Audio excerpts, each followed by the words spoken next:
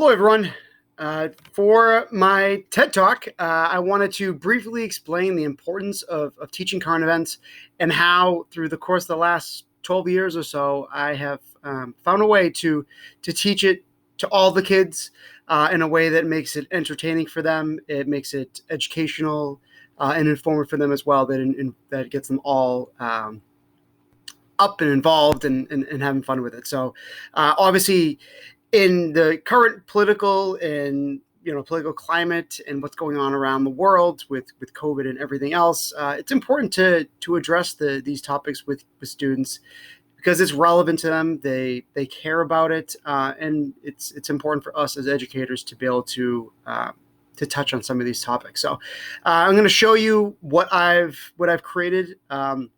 So that you could certainly duplicate it in your classroom should you want to bring current events in. Just to preface it, I'm a civics teacher, so this is kind of my wheelhouse. It's what I'm supposed to teach anyways to a certain degree. And you can modify this any way you want to for your own classroom, for your own class. The way that I run this, now I can show you here what I do every single year. It's called the newsgame, and what my students need to do is through the course of the week, they need to go out into the internet, the interwebs, and they take notes on the news. And as you'll see with how the game is played momentarily, it really depends on them where they want to go to get their news, but that's certainly a good time for me also, and for you if you choose to do something like this, to touch on bias in the media and fake news. It's great to be able to kind of have them go out there and talk about the sources that they get. It really touches into media literacy and the importance of being able to decide, where are you getting your news from, and is it important? Is it real? Or is it fake? So what the kids do is they take notes. Every term, they have a different amount of bulleted notes that they need to take from me. It starts off at 15 bullets, and then it progresses 5 additional every single term. So what happens is the students take their notes on the news throughout the course of the week, and I do the same. So I have a question spreadsheet here, or a document that as I watch the news through the course of the week, I jot down questions. All right, as you can see, some of them have, I create bonus questions for them, and the different categories that I utilize. I'll show you my board here. This is the board that I've created that you could easily duplicate should you want to. I have world news, miscellaneous, which is essentially just local news for me and for my class. I'm in Plymouth, Massachusetts, so it's Massachusetts or New England news.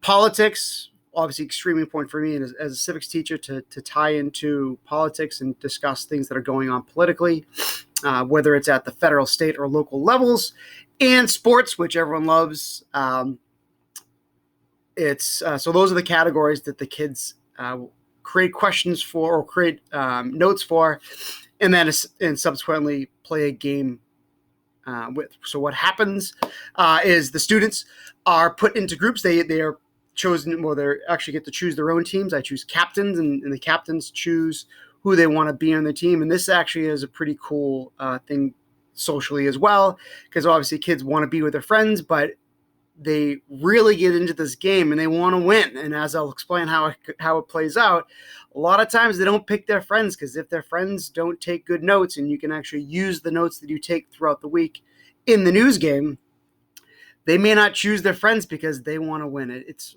kids, tend to be very competitive, and this plays to my advantage when it comes to having them take good notes and have them choose the right people, quote unquote, for their teams. So what happens is they draft their teams, and this happens. I try to make it happen as many Fridays as I can. I do have the ability to do that. My coordinator in my district certainly give me that opportunity to spend this time with my students, but you can make it every couple weeks. I know some teachers, cover current events every 2 or 3 weeks. That's totally fine too. However you play out. So what happens is, you can see here, you've got these are 1s, 2s, and 3s. So these are the harder questions, worth 3 points. mid-level questions were 2 points, and the easy kind of softball questions are 1 point each. All right, and so the kids on the teams, they accrue points, and what happens is I tally those points up. And then what is kind of cool about this is that it's a team game, but it's also an individual game. And this is where the kids get super competitive, because outside of my classroom, I have this spreadsheet, this leaderboard. All right. And again, you could easily duplicate this. And this is the first week's, this is the first week's point total. So in this group, all right, this group got 12 points. All right. And then what happens is the next week, they draft another team. All right. So then this particular student got 13 points for his team the second week, 9, 22, 0. And then this is the total. All right. So this leaderboard is constantly being updated outside my classroom.